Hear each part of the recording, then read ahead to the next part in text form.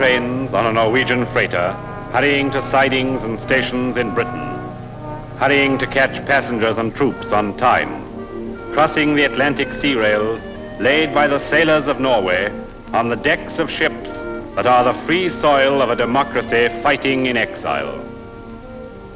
The Norwegian ships that bring trains and petrol and bombers to Britain are the territory of an ally that for 3.5 years has fought fiercely side by side with the sailors of Britain. When we stood alone against Germany, and our communications at sea were strained to the utmost dangerous limit, 4 million tons of Norwegian shipping were thrown into the battle of supplies. The seamanship of tens of thousands of Norwegians expressed the living resistance of that nation on the other side of the North Sea, the Kingdom of Norway. Its small population of 3 million souls, represented among the United Nations by an army, a navy, and an air force, and by the 4th largest merchant fleet in the world.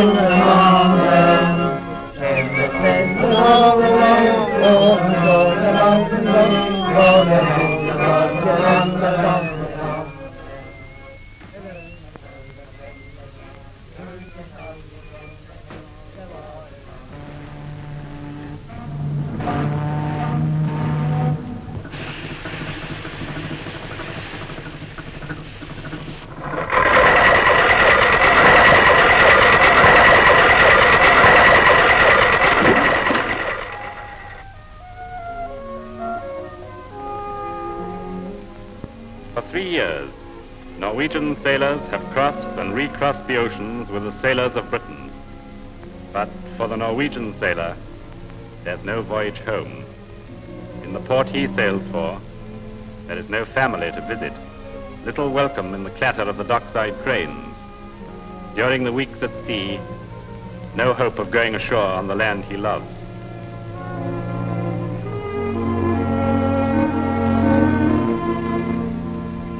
The long, unending voyage of Norway's sailors and ships.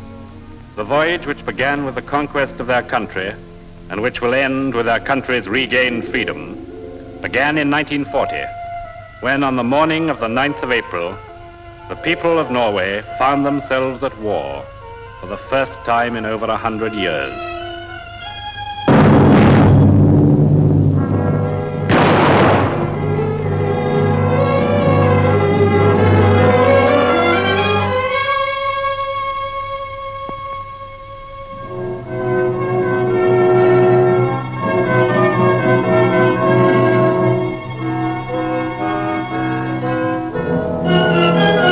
Scattered across the oceans and seaports, 1,000 merchant ships received the news of the invasion of their country.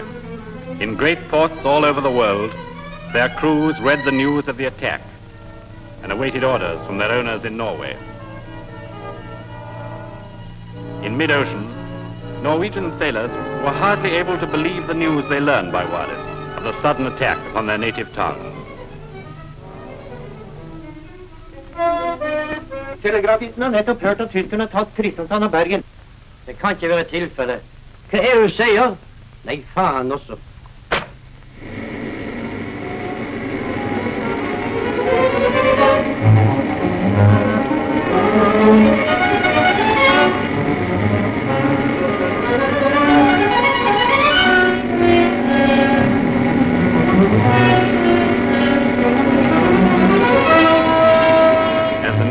Through the ships, the first confusion in the minds of the crews was increased by a series of broadcasts sent out by German radio, news items, intended to create doubt and demoralization in the ships which the Nazis so desperately hoped to control. Der deutsche Minister in Norwegen, Breuer, ist unterwegs nach einem unbekannten Ort nördlich der Hauptstadt. Wo sich, so wird uns autoritativ mitgeteilt, der König und sein gestürztes... Under German orders, Oslo Radio issued false instructions in the name of the ship's owners, the Nazis forcing into their service the voices of announcers who'd been unable to escape from the capital. To proceed to the nearest neutral harbor Please transfer this message in any suitable form to vessels flying the Norwegian flag. I'll repeat the message. All Norwegian ships in foreign waters are requested to proceed to Norwegian ports, or if this is not possible, to proceed to the nearest neutral harbor. Please transfer this message in any suitable form to vessels flying the Norwegian flag. I'll repeat that message in Norwegian. Alle norske skip som befinner seg i fremmede farvann anmodes om å gå til norsk havn, eller hvis dette ikke er mulig, å gå til nærmeste nøytrale havn. At this moment, the Norwegian fleet was distributed through every ocean of the world. The object of the Nazis was to gain possession of this prize of 1,024 ships by directing them back to Norway or to ports friendly to the Axis. Meanwhile, trying other methods, German agents sent to Norwegian consulates in neutral ports imperious demands concerning the Norwegian ships, which they vainly hoped to entice into near Axis or Norwegian waters. Og de kaptein, kikk litt på dette. Takk. Hva er det for noe? Er det meningen vi skal hete hakekorset? The Invincible Victorious Beyond Military Power. Nei, faen heller. Oh, Mr. Stickmist, what'll I tell Muller? He wants an immediate reply to that letter, whatever it was. Go to hell. At neutral harbors and waterfront, Norwegian crews waited restlessly whilst the German invasion moved deeper into the heart of their country. At meetings held on board the ships, the first informal decisions were made. Every single ship, without exception, decided to sail in the Allied cause. The Norwegian authorities in London drew up the first broadcast warning by the BBC against German radio attempts to control the Norwegian fleet. Before I read the news, here is a message to all masters of Danish and Norwegian ships who may be listening. A message to Danish and Norwegian ships telling them to proceed to Italy, Spain, or other neutral ports was made in German dictation and should be disregarded in view of the forcible occupation of Denmark and parts of Norway.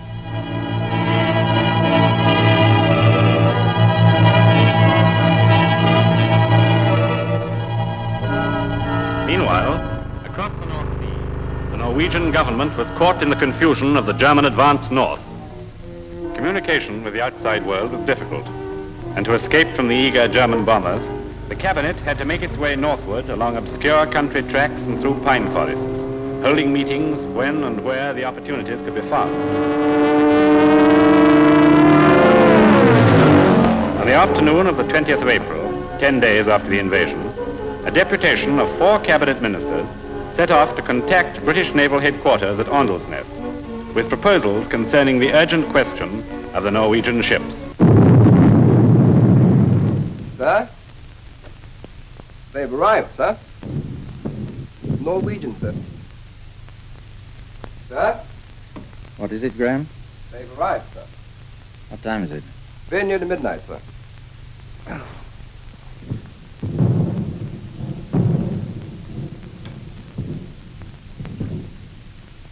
I suppose that's the flagship banging away. Some hankles trying to hit the pier, sir. Quiet. Let's have some more light in here, please, Graham. Not very much better, I'm afraid, sir. Did you ask Colonel Wallace to come along? We're all here now, sir. Leave it. Oh, that's you, Wallace? I suppose you know what this meeting's all about, more or less. Lee? How do you do? Toy? Good evening. Lee Hagen? Good evening. Lawrenson? How are you? Well, shall we sit down, gentlemen? Your Excellency, would you place your party as you think fit? Thank you. I'm sorry to have kept you waiting so long. We've had rather a heavy day of it, and I expect you have too, bombing and so on. Wallace, you better sit next to me. Flegg, get yourself a seat. Well, gentlemen, what can we do for you? As you know, Admiral, the Germans are trying to get hold of the Norwegian merchant fleet. We want to place that fleet at the disposal of our common war effort. How many ships does that involve? Between 1,000 and 1,100. That's vital. Well, what can I do to help you? We are about to issue a decree requisitioning all these ships. Perhaps you would pass this information to your government. Flegg, draft a signal to the Admiralty in those terms at once, please? Yes, sir. Would you please make arrangements for the immediate transportations of the Director of Shipping, Mr. Lawrenson, to go to London together with Mr. Sunde? I'll ask the Admiralty to send a flying boat to pick them up as soon as possible. Also, there is further the question of the gold belonging to the Bank of Norway. How much gold is there? And 320 million crowns. Presumably you want that taken to a place of safety. London? Yes, Where is it? in a train on the pier. Well, gentlemen, not only are the circumstances unusual in themselves, but your proposals are absolutely vital to the conduct of the war. I wish to thank you on behalf of my government. Now, if you'll excuse me, I'll get back to my flagship. I'll make arrangements for the immediate transportation of your Director of Shipping to London. Thank you. Oh, Mr. Finance Minister, you better get that gold off the pier and hidden in a wood somewhere. It'll be bombed to bits where it is. Well, if you'll excuse me, gentlemen. Julie? Good night. Oh, Mr. Lawrenson, hope to see you in London. I should be delighted. Fresh from the conferences in Norway, and armed with the legal authority conferred on them by the King and Cabinet before their departure, the two representatives of the Norwegian Cabinet, Lawrenson and Sunde, came to the Norwegian Embassy in London, where the ambassador, Mr. Kolban, awaited them. The royal decrees requisitioning the ships gave formal authority to the decisions already reached between Ambassador Kolban and the shipowner's representative in London, Mr. Hising Olsen. By the time the Director of Shipping had arrived to confirm the actions of the Norwegian ambassador and his associates, a broadcast had been issued by the BBC announcing the formation of the new organization that was to direct from London the multitude of Norwegian ships. Here is a message of interest to Norwegian shipping, which we are broadcasting on behalf of the Royal Norwegian Government. By a royal decree of the 20th of April 1940, all Norwegian ships of more than 500 gross registered tons have been placed at the disposal of the Royal Norwegian Government. To put this decree into effect, the Royal Norwegian Government have established a shipping and trade mission in London at 144 Leadenhall Street, EC3, under the leadership of Mr. Lawrenson. In the city of London, brokers and shipping agents swarmed in the newly created offices of the Norwegian Shipping and Trade Mission. Inquiries came in their thousands concerning the whereabouts of ships, the consignment of cargoes, rates of insurance, and other matters arising from the creation of the largest single ship-owning organization in the world.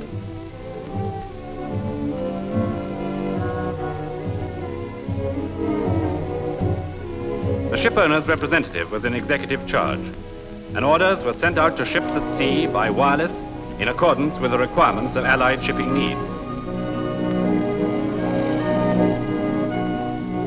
Ships changed course for new destinations, and the vast mass of individual ships was brought under central control.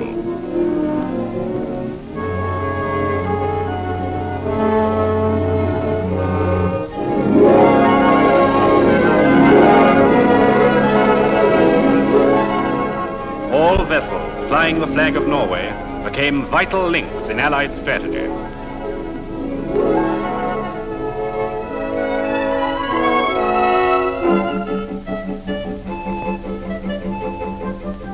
In London and New York, the coordination of Norwegian cargo and tanker space became the functions of an authority that had been conceived in the bombed valleys of invaded Norway. For over 3 years, Norwegian ships have been carrying vital cargoes of oil, petrol, food, ammunition, and equipment to the Allied nations. They have played a glorious part in every major campaign of the war. Greece, Crete, Tobruk, Singapore and the Dutch East Indies, the Philippines and Madagascar, in convoys through the Mediterranean to North Africa and Malta, and across the northern waters to Murmansk and Archangel.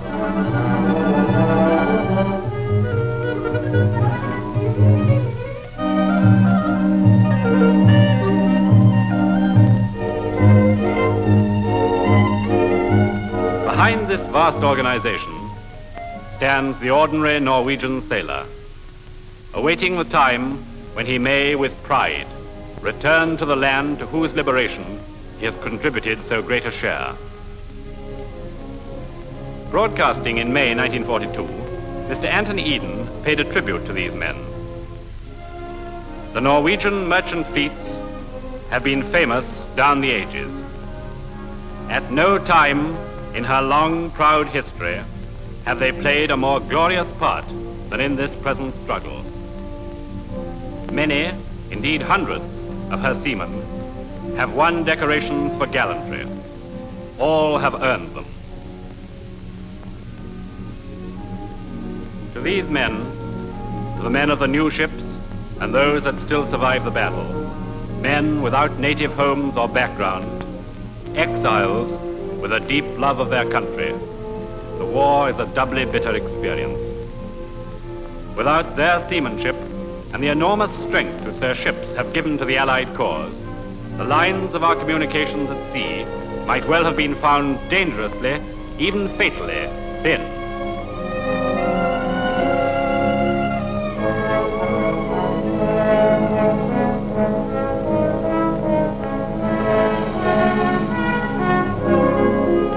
Norwegian seamen entered into the battle to fight not only for the freedom of the world, but for the liberation of their own people.